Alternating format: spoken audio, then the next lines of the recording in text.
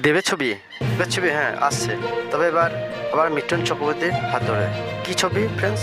হ্যাঁ, জানতে পারবো এই ভিডিওতে লেটেস্ট আপডেট। তো চলো ফ্রেন্ডস, আজকে ভিডিওটি শুরু করি। অবশেষে দেব অভিজিতের ছবিতে আপডেট এলো।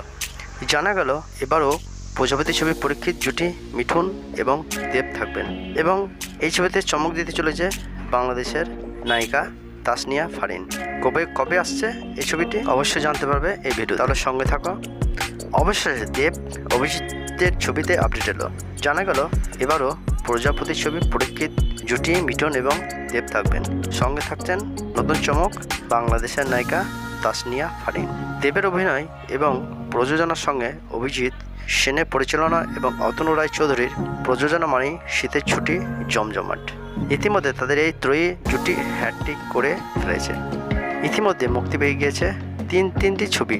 কি সেই তিনটি ছবি? টনিক, প্রজাপতি এবং প্রধান। আর এই তিনটি ছবি বক্স অফিসে দারুণ হিট করেছে। এবার আসছে তাদের চতুর্থ ছবি। জানা গিয়েছে এই ছবির নাম প্রতীক্ষা। হ্যাঁ ফ্রেন্ডস, প্রতীক্ষা। তবে 3 বছরের অভ্যেস এবার বদলে ফেলেছে।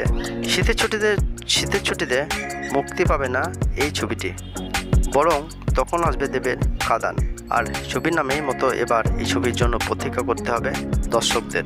জানা গিয়েছে প্রতীক্ষা ছবিটি একটি পারিবারিক ছবি হবে। বাকি আপডেট আর কিছুই জানা যায়নি। তবে নভেম্বর মাসে শুটিং শুরু হবে বলে জানা গিয়েছে।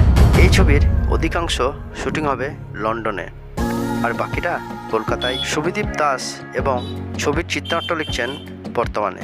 গল্প ফাইনাল হয়ে গিয়েছে। মাঝে শোনা গিয়েছিল কাছের মানুষের পর এবার ওই ছবিতে প্রসেনজিৎ চট্টোপাধ্যায় এবং দেবকে দেখা যাবে, কিন্তু সেটা জানা গেল তার উল্টো। বরং প্রজাপতির পর ফিরছে দেব এবং মিঠুন চক্রবর্তীর জুটি। এই জুটির ছবি আগেও হিট হয়েছে।